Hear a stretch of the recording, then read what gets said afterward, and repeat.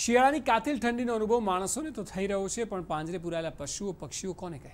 આબોલા જીવોને ઠંડીથી રક્ષણ આપવા અમદાવાદમાં આવેલા કાંકરિયા ઝૂના અધિકારીઓ ખાસ વ્યવસ્થા કરી રહ્યા છે. તંત્રે સરડુમાં માટલામાં ગરમી ઉત્પન્ન કરે તેવા બલ્બ મૂક્યા, તેમજ મોટા વન્ય પ્રાણીઓના પાંજરામાં હીટરની સાથે કેટલાક પાંજરામાં ઘાસની પથારી કરવામાં આવી, જેથી પ્રાણીઓને ગરમી મળી રહે.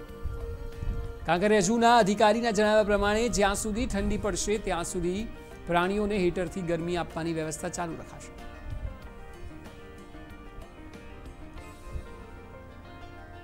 કોઈ પણ પશુ પક્ષીને ઠંડી ન લાગી જાય એનું ધ્યાન રાખવામાં આવી રહ્યો છે.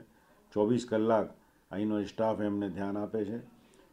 ઠંડીના દિવસમાં ખાસ કરીને જેટલા બી મેમલ્સ છે એમને ખોરાક વધી જાય છે તો વધારે ખોરાક આપવામાં આવી રહ્યો છે. અને હાથી માટે જે લાડવા બને છે રાગી કુલથી અને ચોખાના, એની અંદર સૂંઠ અને ગોળ એ નાખીને આપવામાં આવી રહ્યો છે, જેથી એમને ઠંડીની કોઈ તકલીફ ના પડે.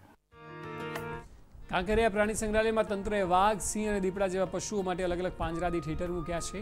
તો પક્ષીઓ માટે પણ પૂરતી વ્યવસ્થા કરાઈ છે, જેથી કરીને પશુ પક્ષીઓનો ઠંડીથી બચાવ કરી શકાય અને તેઓ બીમાર ન પડે. ત્યારે કાંકરિયા ઝૂમાં આવતા મુલાકાતીઓ પણ પશુ પંખી તેમજ પ્રાણીઓ માટે કરવામાં આવેલી વ્યવસ્થાથી સંતુષ્ટ છે.